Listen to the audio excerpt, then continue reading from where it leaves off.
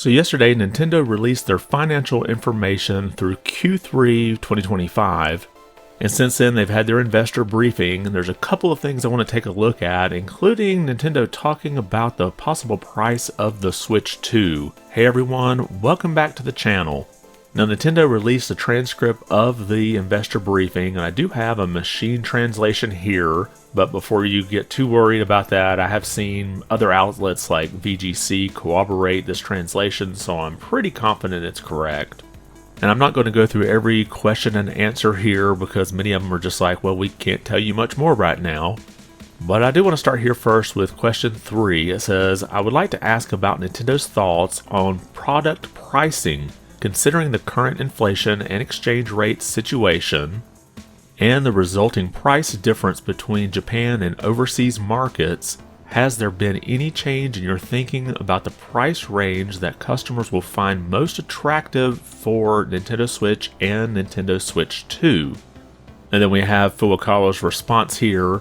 In addition to the current inflation, we are aware that the exchange rate environment has changed significantly since the launch of the Nintendo Switch in 2017.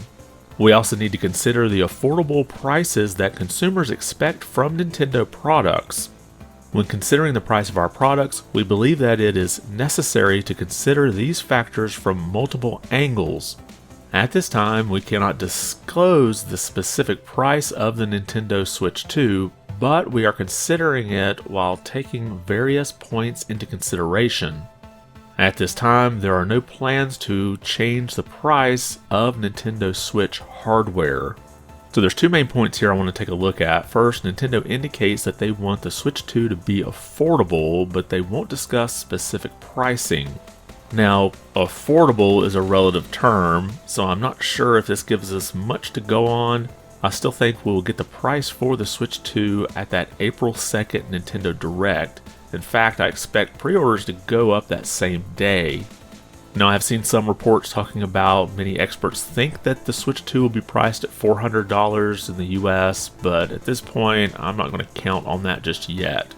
And then the second point has to do with the current Switch. In the briefing response here, Furukawa says, at this time, there are no plans to change the price for Nintendo Switch hardware. Of course, talking about the current hardware. Now you gotta remember, this is Nintendo talking to investors, so I take them at their word here, but notice that Furukawa says here that there are no plans to change the price of the current Switch. Now that doesn't mean that they aren't actually looking at doing that. So could we see a price cut on the current Switch whenever the Switch 2 gets announced or comes out? That's still a possibility. Next, I want to skip on down to question 7 here. It says, in the third quarter of each year, shipments are made in preparation for the year-end sales season, so inventory tends to decrease compared to the end of the second quarter. However, inventory at the end of this third quarter has increased compared to the end of the second quarter. Regarding the reason for this increase in inventory, could you please tell us if it's due to Nintendo Switch related inventory being stagnant due to sluggish sales during the year-end sales season, or if inventory is increasing due to preparation for the shipment of Nintendo Switch 2? If it is increasing due to Nintendo Switch 2 related inventory, what will be the maximum number of Nintendo Switch 2 units shipped in the first year? So basically, inventory should be down this time of year, but it's up. How come? And then the other part of the question is, how many Switch 2 units do you plan to ship in the upcoming year? Well, we have Furukawa's response here. We are unable to provide detailed information on the breakdown of inventory, but as of the end of the third quarter, inventory has increased primarily in preparation for the release of Nintendo Switch 2 in 2025. Nintendo Switch related inventory has decreased since the end of the previous fiscal year and is at an appropriate level. We are not in a situation where we have excess inventory. Now this next part's a little wordy in the translation, so bear with me. In addition, the number of Nintendo Switch 2 units shipped in the first year will be announced at the time of the announcement of the final financial results for this fiscal year. I hope to be able to discuss this when we disclose our earnings forecast for the next fiscal year. So basically, to start here, Nintendo said that inventory has increased due to the preparation for the Switch 2 launch. Now, they won't provide detailed inventory amounts, nor should they, but they do say that they will reveal how many Switch 2s they plan to ship in their final fiscal year results. Now, in the past, that report's usually toward the beginning of May. So, for example, last year it was on May 10th of 2024. So even though the fiscal year ends at the end of March, it takes them about 5 or 6 weeks to get all that information together for the presentation. So we do know that Nintendo is working to have a large number of Switch 2s available in the first year of the system's release. Now, earlier this week, Furukawa did speak to some Japanese press about inventory and scalping and stuff, and we have that translated here at VGC. And he's quoted here saying, "We will take all possible measures based on the experience we have accumulated to date regarding scalpers and the like.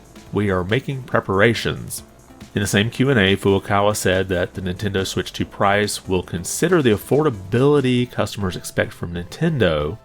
And then we'll skip down to the last paragraph here. It says, according to an earlier Nikkei report, Nintendo had planned to launch Switch 2 in late 2024, but priority was given to ensure the initial inventory of the successor console and a lineup of software titles at the time of its launch in an attempt to avoid widespread reselling. So we don't know all the measures that Nintendo will take to prevent scalping, but we do know from that earlier report that at least one of those measures is to have plenty of inventory. Now, if I had to speculate of what other measures they may take, I could see Nintendo encouraging retailers to allow only one order per account. This could help prevent scalpers from just buying a big bulk of Switch 2s in order to resell. Now, back to another point from that Q&A. When it comes to the current Switch, Nintendo says that the inventory has decreased, which is what you would expect with a console nearing the end of its life. And this just does have me wondering if Nintendo will cut the price of the current Switch if they are reducing the inventory. Just something to think about. Now, there was some other information in this briefing that basically referred to like Metroid Prime 4 and it coming to the Switch, which is what we already know. They don't really reveal any information about some kind of upgrade for the Switch 2 or if it's going to be a multi-platform title. So at this point, we're just kind of waiting for that Nintendo Direct about the Switch 2 to find out some more information. And Nintendo did send out a post over on X today, and it says, join us on April 2nd at 6 p.m. Pacific for Nintendo Direct, Nintendo Switch 2, April 2nd, 2025, where we will share a closer look at Nintendo Switch 2. So they now have confirmed that Direct will be the morning of the 2nd at 6 a.m. Pacific or 9 a.m. Eastern, which is kind of what I expected, and the fact that they said it would be revealed on April 2nd even in Japan, that they would probably have it in the evening in Japan, but in the morning here in the US. But let me know your thoughts about all this. Do you think we'll see the price of the Switch 2 at that Direct? Do you think that the retailers will put up pre-orders on that same day? And what price do you think the Switch 2 will come in at? Drop your comments below and let me know your thoughts. And if you liked the video, be sure to give it a thumbs up. And if you haven't subscribed yet, consider doing so. It really does help the channel out quite a bit. I want to thank you for watching and be good.